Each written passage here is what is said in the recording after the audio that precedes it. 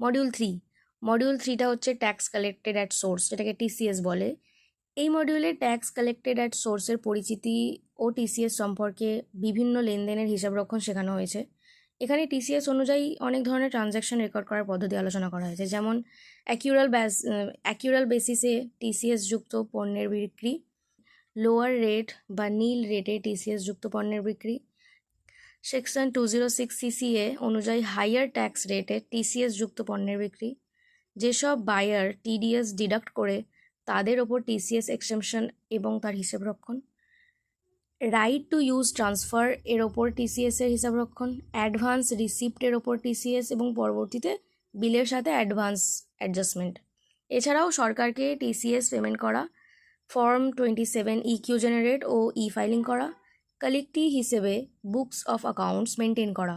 এই মডিউলটি TCS compliance, tax collection process এবং প্র্যাকটিক্যাল অ্যাকাউন্টিংয়ের ওপর বিস্তারিতভাবে জ্ঞান প্রদান করে।